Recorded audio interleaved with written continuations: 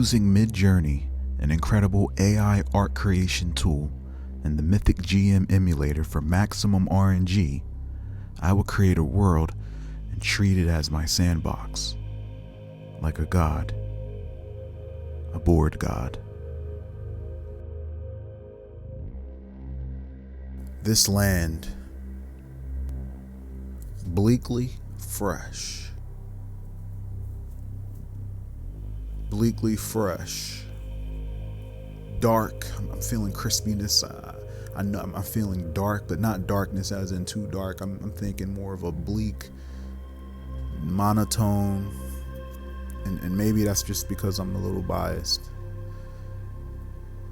But I'm thinking something that's very dim, crispy. It's cloudy.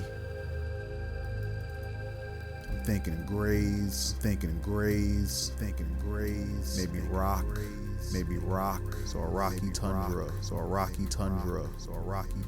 Cloudy, dark and rocky tundra. Yeah, dark and rocky tundra. Dark and crispy. No, matter of fact, we'll say dark and crispy tundra. Dark and crispy tundra. Fresh.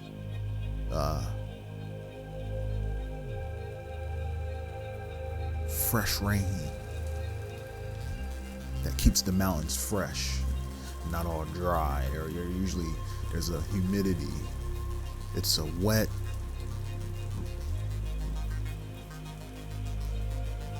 crispy, rocky tundra. Wet, crispy. When I'm rolling on the Mythic charts, it can just be a feeling. I'll go with or maybe just even a color. I'll rock out with that. I'll call it that because it gives me a feeling. I'll roll with that if it helps me generate more things off the top. So wet and crispy sounds crazy, but for some reason I have a feeling that you know what I mean. You know that feeling. Whatever wet and crispy means to you. This tundra is wet, crispy, and rocky, baby. Wet, crispy, and rocky tundra. Wet, crispy, and rocky tundra. Wet, crispy, and rocky. Wet, crispy, and wet, crispy, and wet, crispy, and Rockian tundra. Wet, crispy, and Rockian tundra. This landscape is going to have two areas. And I'm going to create these two areas. I'm going to purposefully craft them to be different from each other somehow. They're both wet, crispy. They're both wet and crispy,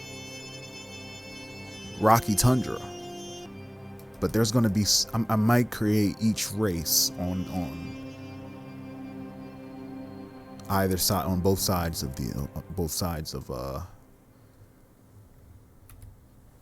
this landscape.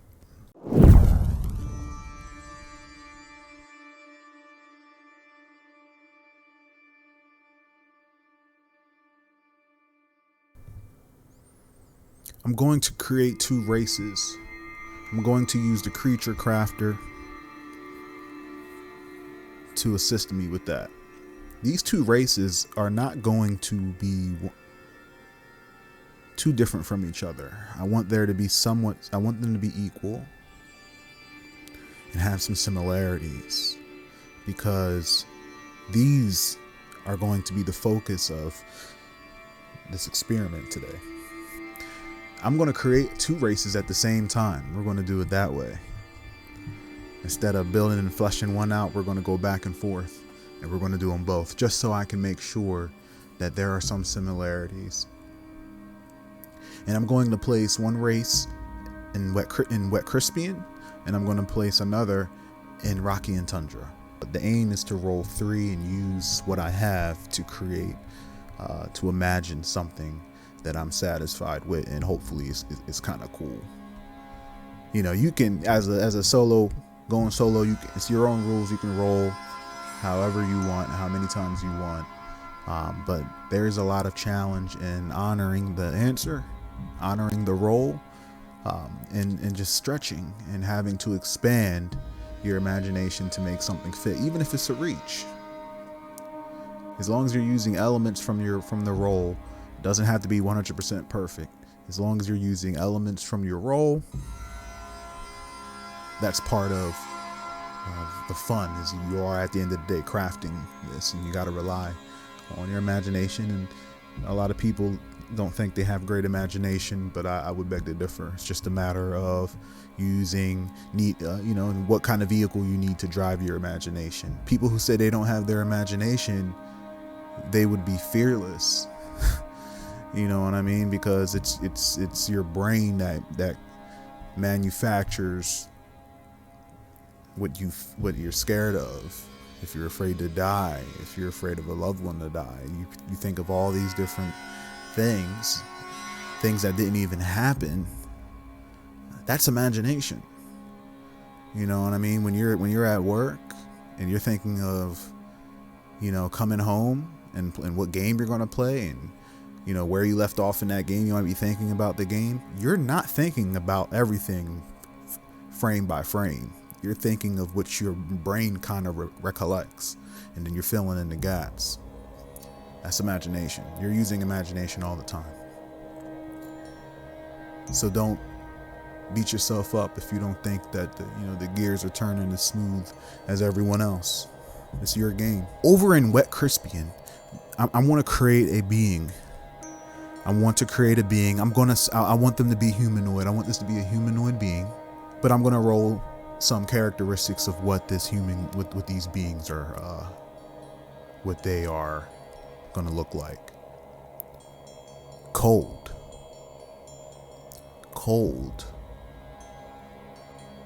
Okay. What else?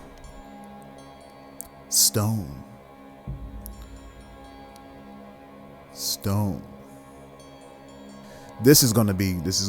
I already have enough. I can take this in any direction I want, but I'm going to roll this third one. Intimidating.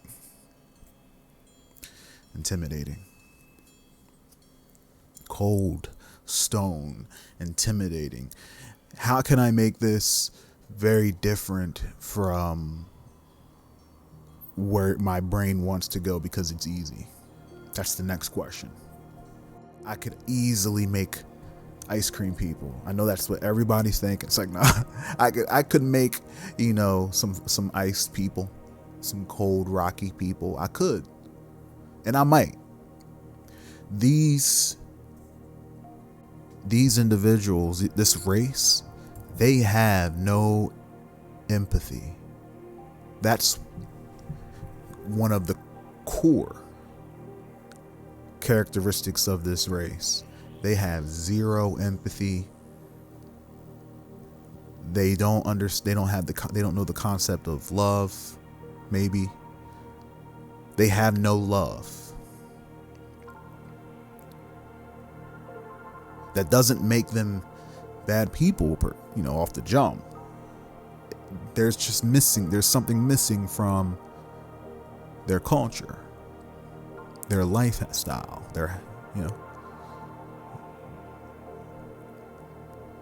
cold, stone. I'm thinking of heartless when I hear that. And then intimidating, it has made them a hardened, scary people because they don't love and they don't have compassion. They have no empathy, so that makes them a very hardened people. And maybe they are evil. We don't know that yet. I didn't give them that trait yet. But it's really going to be interesting to see how they're not evil. And I'm going to try my hardest to actually go in that direction, just because it's something I personally have never seen before. A race of people who have no empathy, but are somehow not evil. There's probably a physical trait on them that has to do with stone. Why not? Why not? Does this race have any body parts that are unlike, that are made of stone or hard? I'm gonna say the odds of that are, we'll say somewhat likely. It don't gotta be a sure thing. Somewhat likely, just for fun. Yeah. Is it a lot of parts? 50-50. No. So it's maybe just, it's probably just one body part. Maybe it changes for every race. Is it the same for every race? Likely. Yeah. It's just one body part. Okay. Just to be poetic here. Is it their heart? Is it their heart muscle? Very likely. Because that's what I want. But we'll make it so that there's a chance that it's not the case and I gotta come up with something else. I'm gonna, there will be times where I completely make an executive decision.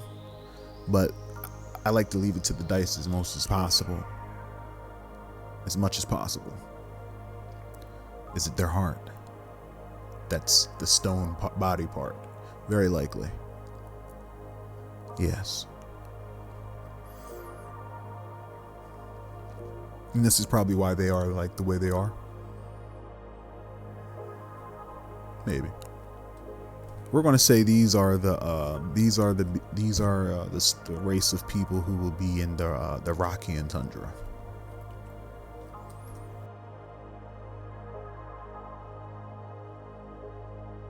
I'm actually going to form these beings from the Rockian tundra, from the rocks of the Rockian tundra. They will be formed. It will start with their hearts, and then a body. I will craft the body around these stone hearts. Let's stop there, and I'm gonna leave that there. These beings now, they're just sitting there with stone hearts. All right, and I'm gonna move over to the West Crispian. We're gonna move over to West Crispian. I'm gonna roll 3 times for this race to get an overall idea of what we're working with here for the Wet Crispian. We have warm. You gotta love it. You gotta love it. This it just enhances the dichotomy that I want between these two. Warm. Solid color. Warm. They are a solid color. Exotic. Okay. So obviously the Wet Crispian, there's something different I'm going to make about the Wet Crispian that influences their physiological state. Whatever makes them exotic is going to be because of something about the Wet Crispian. I made the Rockian Tundrians. We don't know what they're called yet. The Rockians. We'll call them the Rockians for now. The Rockians. I kind of like that. We'll call them the Rockians. The Rockians. I kind of like that. The Rockians. Rakiun. Rockian. Yeah. Okay. The Rockians. Let me write that down. The wet Crispians, instead of their hearts, I will make their minds first. Their minds. And what makes them exotic is their mind. They think entirely different. They think entirely different. Their brains, their minds, it's what's exotic. If the Rockians are made from the stone and have stone hearts and are made from the stones of the tundra,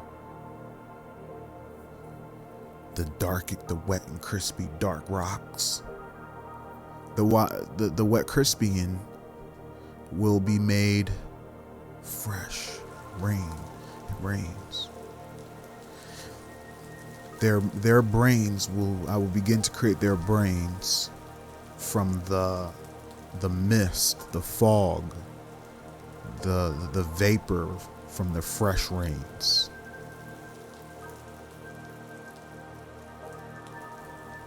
I take the vapor, the mist from the rain accumulating in the air, and I swirl it into a ball to manifest the brain of the wet Crispian. And it is very fluid and different. How different? How else can we describe this? How else can we elaborate on just this the strangeness of their brain? Frantically / rare. Frantically rare. Everyone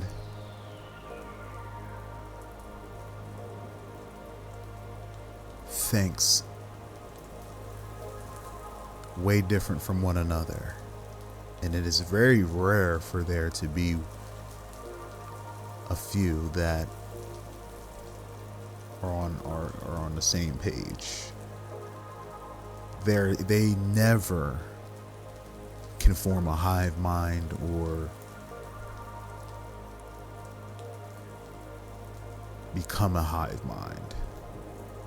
Not to their detriment. I'm not saying that. I'm not saying they can't agree on things. But if they do agree on something, it's because they understand that there needs to be a purpose. They are, or maybe not. Maybe not. But if there is, they agree to disagree. A lot. Everyone is everyone is a different color. And if they are remotely similar in color, that's a symbol of, that's a sign of how far away they are alike in thinking.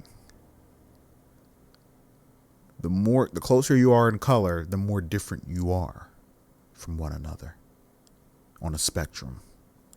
The entire color spectrum, even new colors that you have never seen before, can show up in this race. That adds to their exoticness as well.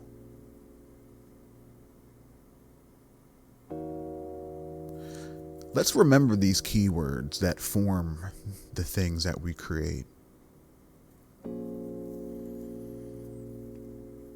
It's like the DNA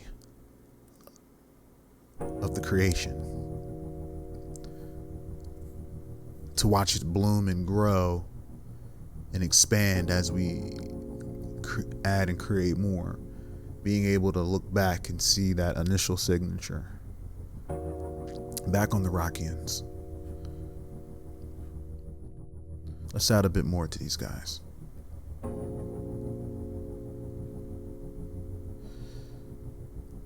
Petite. Very. Smelly. Now, how can I flip and turn this on its head? Because I naturally, I want to start off with very smelly or very petite, very something, but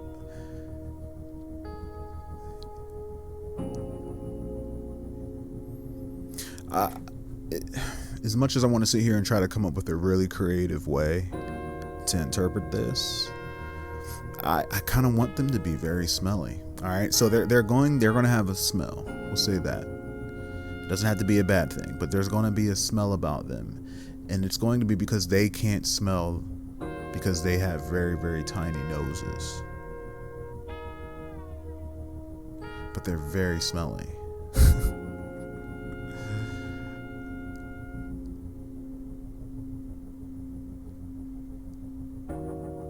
They smell like the crispy rocks, which is kind of that smell of something that's being burned or has been burning. Volcanic.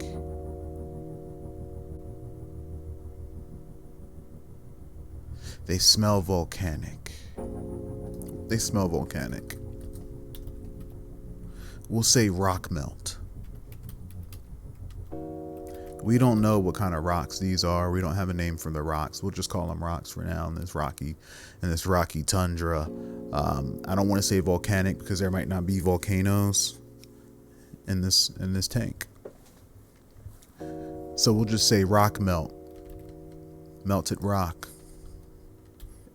Back over to wet crispian. Reassuring. Lean. Rough. I interpret this as these people, they're so different from each other that there's always turmoil. Diplomatic turmoil. They all think differently, but they probably see eye to eye on other things. And so because of that, whenever they are able to support another because they have something in common, they do so. And that's reassuring. And that's what gets them through the rough times for their people.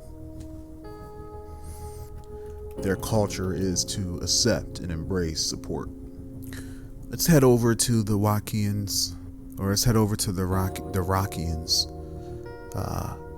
one last time to flesh out some more details about them. Weapon. They're intimidating, right? Of course they would be the ones that make forming a weapon a priority. If that's what's happening here, let's find out. Weapon. Tentacled. Oh shit. Small. Is it this race that has tentacled weapons?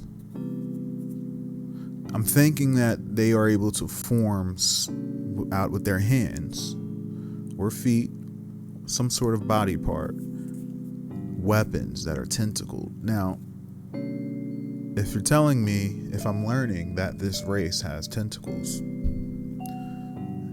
that's interesting. But there's a possibility that they have just... they're using something from around them to form these weapons. They discovered a plant, a tentacled plant, that they can fashion into weapons. Is this something in and of themselves? Exceptional, yes. Do they have tentacles per se? Unlikely. I say unlikely because I know that it's going to be a challenge, and I'm okay with the challenge, but I'm leaning towards that not being the case, just because a little bit of me wants them to not have tentacles for some reason. It's just how I feel for some, because in my head I was thinking of I don't know. I guess I was thinking of stone people, but they're not stone people. We established that they just have stone hearts. So there's a possibility that they have some form of tentacles.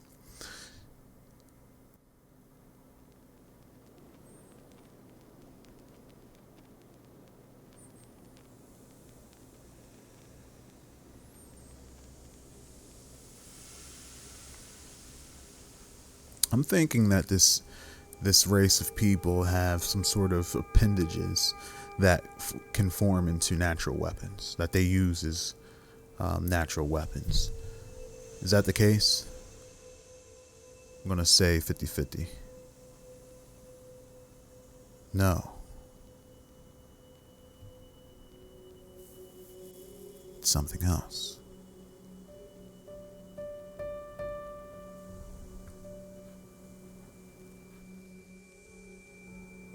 Weapon tentacled small.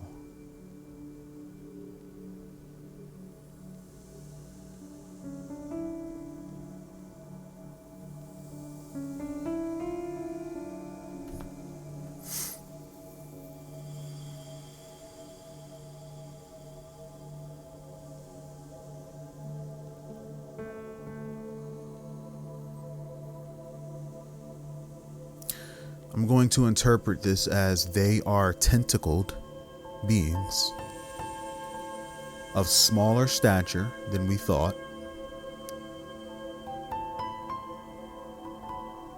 and they have weapons, or weapons are a large part of them. So either they are in the process of getting weapons. They already, they are a military civilization. Like they value warfare.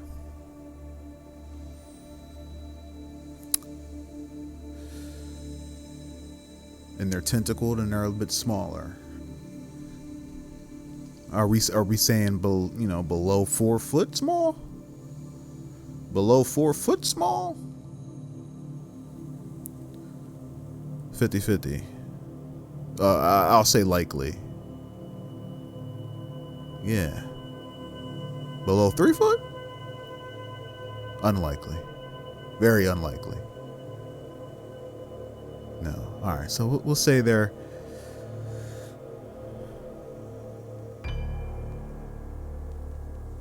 we'll say they're 4 foot.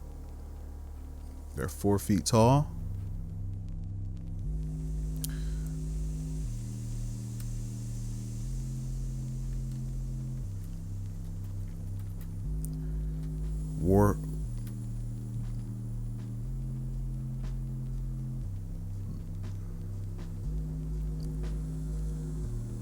Armed.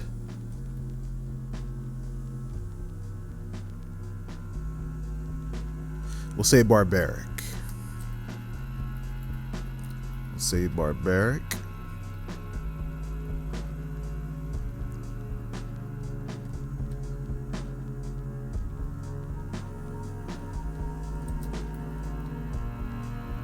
We'll say armed. Armed. No, barbaric. Because everyone's gonna get arms, right?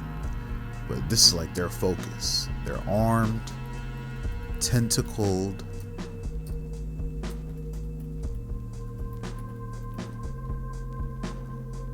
four foot tall, heartless bastards too. So let me see.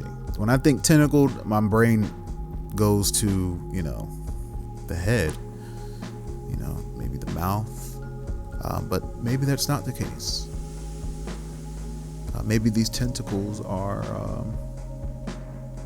elsewhere, like their legs.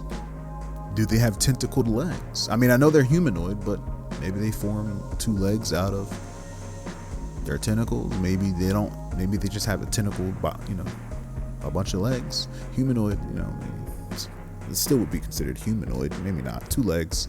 Maybe their tentacles form two stalks. You know what I mean? So just gonna start it off by asking: Is it the opposite of the cliched tentacled face, the tentacled head? Is this something a little below the waist? Do they have tentacled legs? 50-50. Because why not? No. Do they have a tentacle? Are the tentacles on their head? 50-50. No. Arms. Very likely. Yes. So I could have just said, oh, it's their arms, right? Or I can give it a chance to be no, so I have to be even more creative and think of maybe it's like their nipples or something. But they have tentacled arms. Maybe, until then they found a way to also use their tentacles as weapons. Do they use their tentacles as weapons? Their tentacled arms is a natural weapon? Very likely, especially if they're barbaric. Very likely. Yes. Introduce an NPC. Mistrust/benefits. I'm going to interpret this as there is another species that I'm going to introduce that they use to fashion into weapons. So, yes, they use their tentacles as weapons, but because it's such a part of their people, they have found they've armed themselves with something in their habitat. Kind of how like a caveman, when you think of a caveman, they have a club.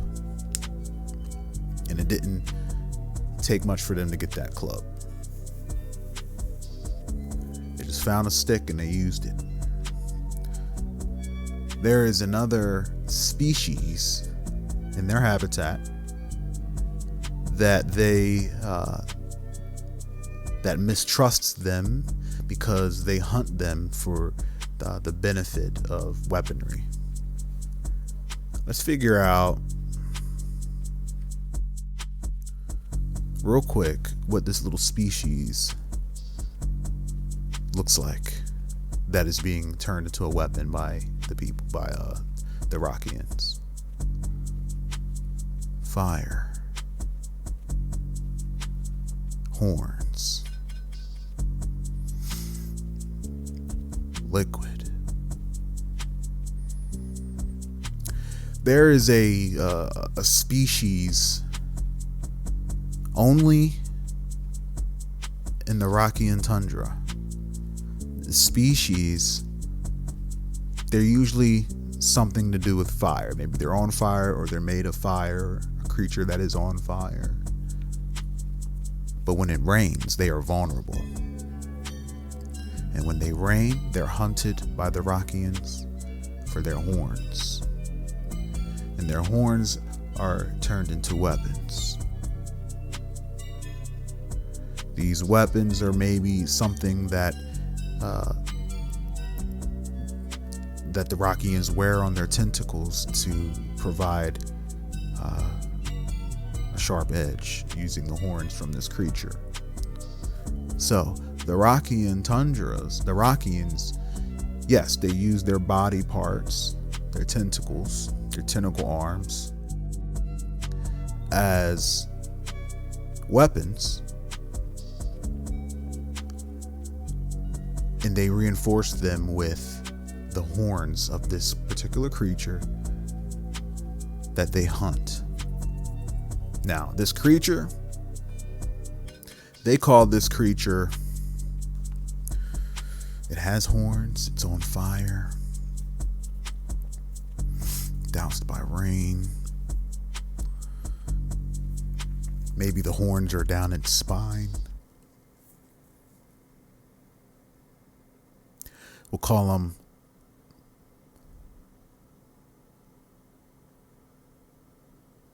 fire spine. And these are going to be little small creatures. Are they small? I don't want to go too off on a tangent here, but this is necessary. It's part of their character. It's part of the Rockian creation here. Are these things tiny? Very likely. Yeah.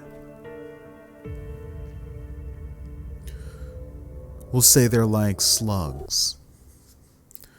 Worm-like creatures. Are they like slugs? Very likely, because I want them to be. Definitely like little but they have really, really sharp horns on their back that go down their spine. They combust. They can ignite themselves on fire. Are they hostile? Are these things hostile? 50-50. Remember, they mistrust this race, so they're also intelligent. Or maybe not, they just learn to maybe stay away from them. But are they hostile? 50-50. They're definitely not hostile. And they're incredibly intelligent, I would say. Are they incredibly intelligent? Likely. Because they mistrust. That's such a powerful word that Mythic chose. They mistrust. And they understand that the Rockians benefit from them. So they know what happens. So it means they're intelligent. So I'm going to say very likely. Are these things intelligent? Incredibly intelligent. Yes. So this we learn that they are barbaric in ways because they're barbaric in the way of their thinking, in terms of it's a priority to be stronger, it's a priority to hunt. They're already hunting another lesser species and poaching them and using them for their horn tentacles. They're barbaric in that sense. They have natural weapons in their tentacled arms that they reinforce with the spikes of fire spine. And they're 4 foot tall, so they're on the shorter side, which is interesting. They sound quite terrible, but they're not evil. They're just heartless. That's what we know. All right, and last but not least, let's head back over to the Wet Crispian to complete their core aspects. Agile, transparent, horns. Agile, transparent, horns.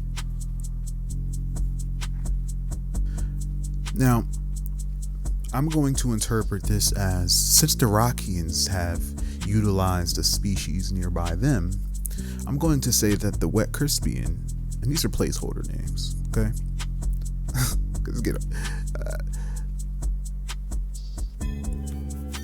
The Wet Crispian, they have befriended a species that is either going to be like something they ride, or something that they just turned, or something they domesticated or tamed. And this thing, when I think of transparent, I'm going to say that it is of, whereas the fire spine is of the ground, I'm going to say this creature is going to be of the air. We're going to kind of build on the fog. It's a foggy creature that is formed. It appears transparent because it's foggy, but it is very much solid. That are agile, and they have horns. Is it something that they solely ride for the purpose of transportation and getting around? I'll say 50-50. Yes. Can these creatures, be hostile at all? I'm gonna say very unlikely, since they are going to become more of a boon in another way. I'm gonna say it's unlikely that they're also can be used as like attack animals, which would be cool, but we'll leave it up to Mythic.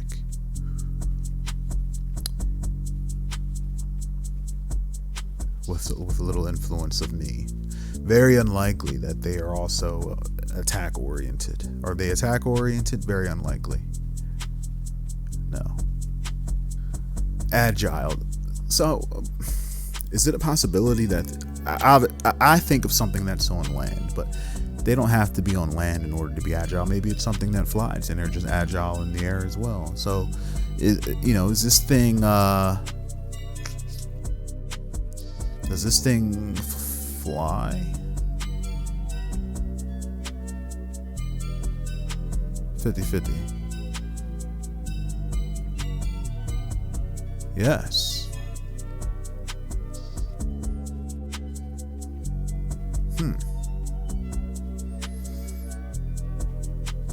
I wonder if it's a lot of these things, or is it just a few, like how Khaleesi had 3 dragons?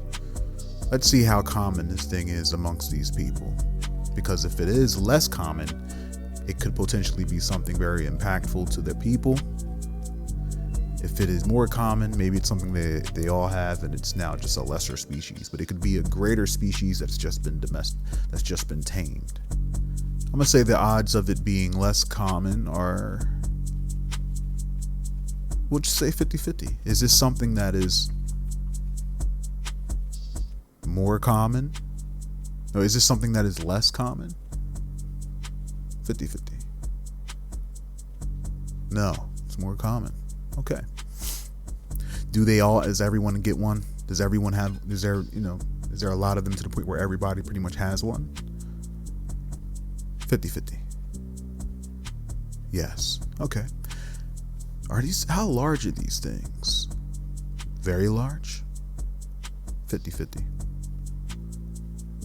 Exceptional, yes. So I'm going to put that up a tier and say that they are incredibly large. Are these things only in Wet Crispian?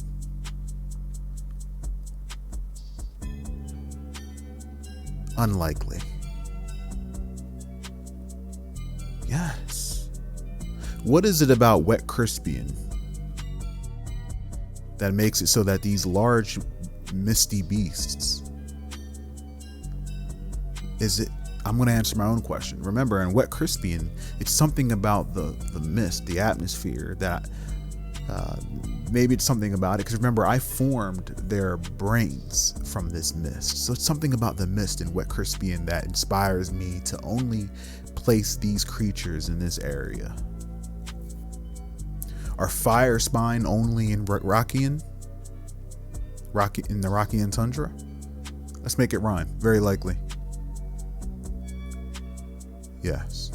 Okay. We'll call these things, they fly, they're agile, and have horns. And they're not hostile. Wait, they're just not used to attack. Can they be hostile though? 50-50. Can they be hostile? No. Okay. So they're a peaceful creature. Okay. We'll call them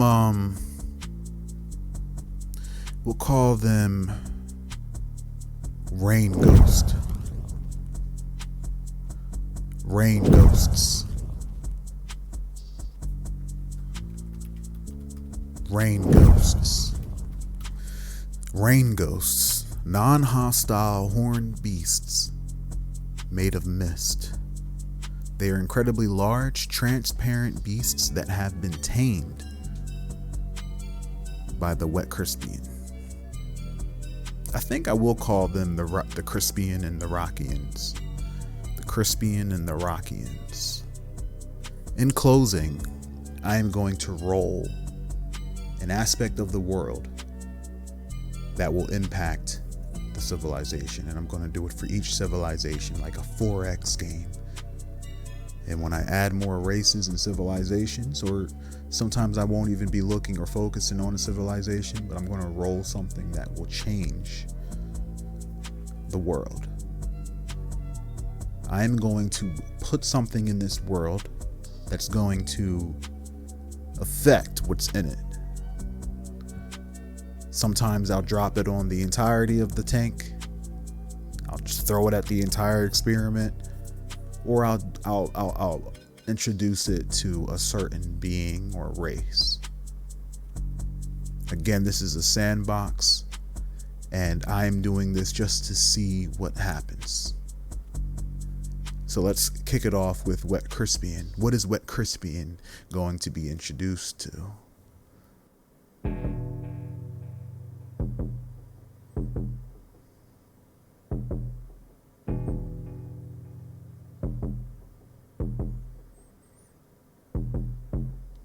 Documents.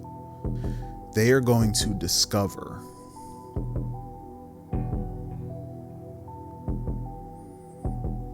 some kind of document, whether it be a scroll, writing, some pictures. It's going to be something that has been communicated through some form of paper or carving. They're going to discover, is it a mysterious document?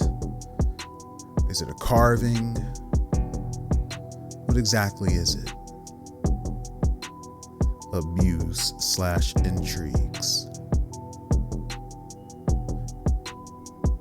It's something that is very interesting. For one, it's going to change their world and how they look at things, and it's going to make them abuse whatever power they get from it. So whatever they get, it's going to benefit them, but it's also going to make them it's going to give them some power that they can abuse, whatever it is. Is it lost knowledge? Likely. Yes.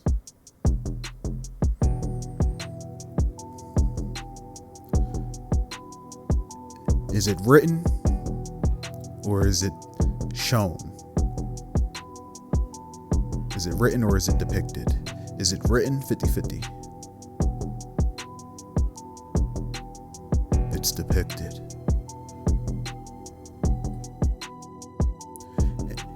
And in these illustrations, what is it that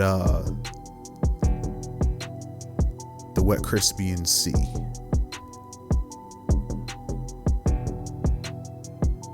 Abnormally reassuring. Powerfully less. When I see reassuring, it triggers when it was used in my mind, when it was used to describe how they support each other. Abnormally sounds like this is now going to either be a perversion of that. Powerfully/less. This document is going to teach them, or they're going to interpret from this, and it's going to work, that it's going to make them become abnormally supportive of each other to an extreme, where they start to believe that the less variance within them makes them stronger as a people. They become more powerful the less variance there is, because that's less people they have to support. So this document is going to make it so that they become more refined. Do they begin to harm each other? Do they kill each other off in order to make this come about, or do they learn to diversify or become more siloed within their smaller support groups? Do they just, each make more smaller groups, or make larger groups of the same? Or do they refine their groups, their subgroups, like a subreddit? Or do they say, to hell with that, and just chop down and narrow down, the amount of people there are, the amount of Crispians there are, to kind of establish these larger pillars, these larger, like larger Reddit threads. Do they work smarter, or do they kill each other off? Do they kill each other? 50-50. Do they dwindle their population? 50-50. Wait. They're exotic thinkers, right? 50-50. I'm going to say unlikely. I feel like an exotic thinker. No, that can go anyway. I was going to say, I feel like an exotic thinker would jump through hoops and figure out all the ways that can benefit from not killing each other. But maybe killing each other is to them playing, maybe they're ahead of the game playing 12D chess, and killing each other is like going to lead to something even better that we just can't imagine because we can't think their way. So I'm gonna say 50-50. Do they kill each other to create a more refined populace that gives them even more support because there are more of them and they all have, Do they kill each other? 50-50. No. So they become more to manage and organize the variance in their people, and I'm going to say that is this a philosophy or is it a religion? That's the next question. That's the next. Is it a religion? 50-50. Yes.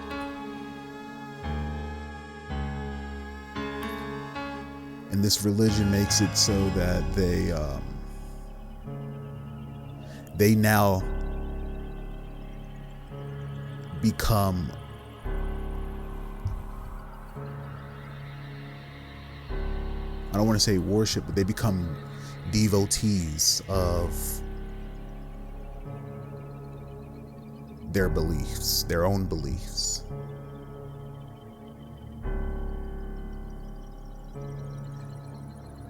They become devotees of their own beliefs, and they follow these things like a creed.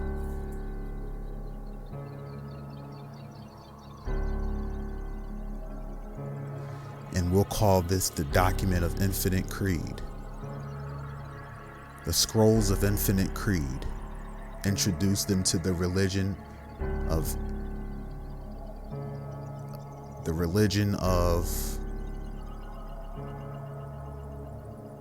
infinite beliefs. The religion of everybody. If everybody focuses on their own super specific way of thinking, there's power in that. These people excel in so many different lanes, whatever that may be. We just have to remember that there's so much variance in think tanks and such in tiny specific topics, whether that be all things, sciences, survival. I just have to keep that in mind, that infinite creedism, we'll call it infinite creedism, is the religion that they got from the scrolls of infinite creeds. No. Infinite, this ability, this perk, this strength, this race's strength is going to be infinite creedism. And it's going to grant a bonus to all forms of development based on population size. It's always going to grant them a bonus to their success and potential to all forms of development based on the population size.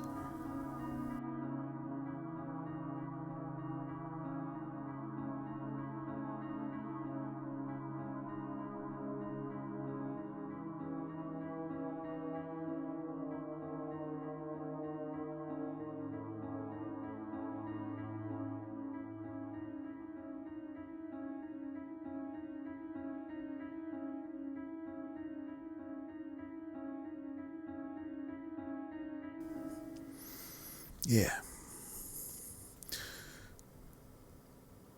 What about the Rockians? What is it that they get?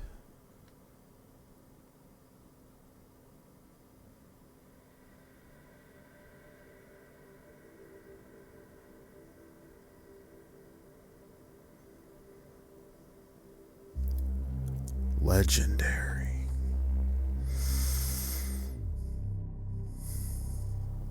Now, legendary is going to be something.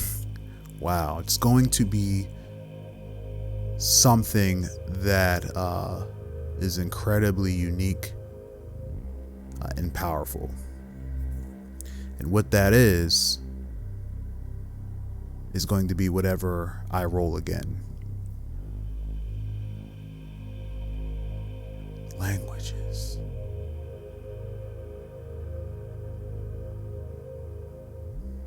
Among these people, among the Rockian, is one individual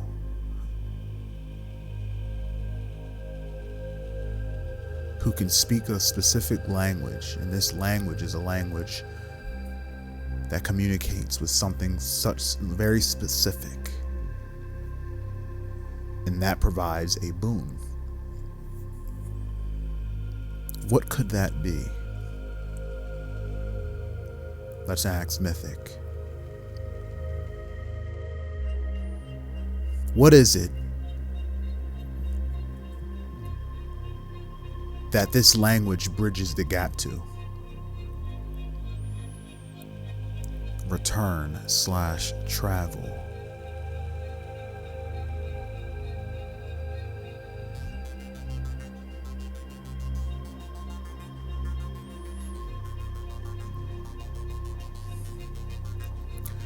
I'm going to roll one more, but I think I know what this is. Passion/disruption.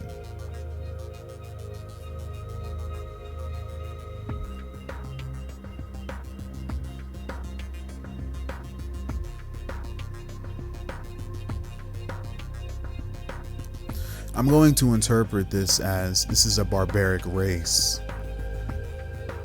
and of their people, of their culture, there is always a specific person, one person at one time, who can speak with the dead. Those who have a passion for battle and have died fighting. This person knows a language that allows them to return to and fro from where the dead are. They're dead ones. They're dead. They're long gone ancestors. In fact, they bring their ancestors to where they are to commune with. They disrupt the veil and allow them to come in for communion. Is it only communion, or is it much more? Is it only to speak with them? 50-50. Yes. We'll call this the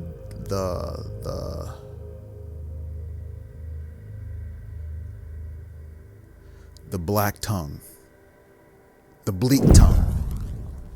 To bring in the bleakness again, we'll call it the bleak tongue.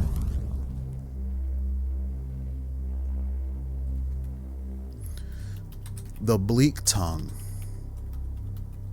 is a legendary, one-of-a-kind language that is passed down after it is inherited by bloodline or the gods. And it allows them to speak with dead warriors for communion. And these warriors bestow the greatest secrets they know, so that knowledge and techniques are always passed down and never forgotten through the bleak one. The bleak one is the one who speaks the bleak tongue.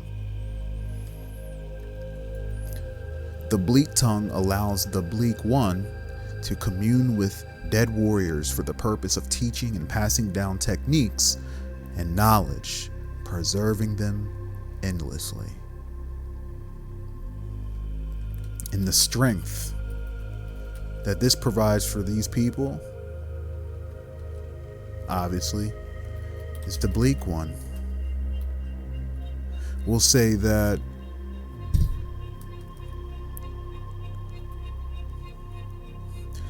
the bleak one's communion. And what this does is, for every failure,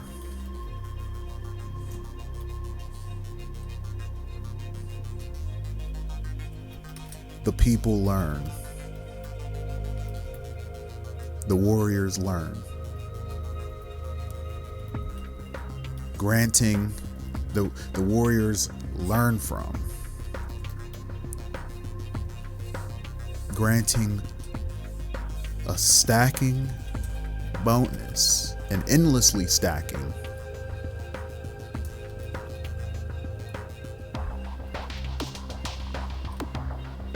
to the chances of success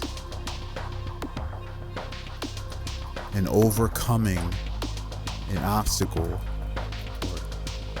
or the task in the future. Only if it involves aspects related to the way of the Rockian warrior. So anything a person would learn from after dying, whether it be in combat or war or having to do with that, will get passed down through congregation with the bleak one, so that they learn from they don't lose any knowledge from those being killed. It's always whatever they're learning, all the way down to their last breath, will get passed down. Kind of like being able to load your game after dying. You know that there's someone around the corner. You know that they're going to do X, Y, and Z, and eventually you'll know what you'll need to overcome it. So whenever they encounter whatever it is again, they have knowledge, which will then grant a bonus to their odds of their window of chances of success when facing whatever that is again. Fire.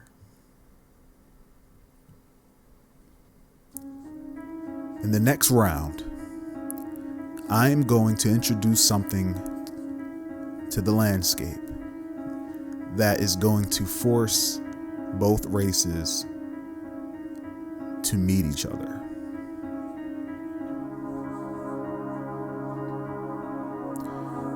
This is going to be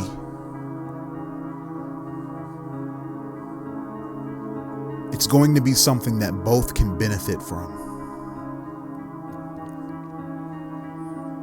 My question to the audience in the comment section, based off of everything we know about both of these civilizations, what do you think could possibly happen when they meet each other over something that they can both benefit from? We'll roll to see what happens. We'll first roll to see what it is, then we'll roll to see what happens. Let me know what you think.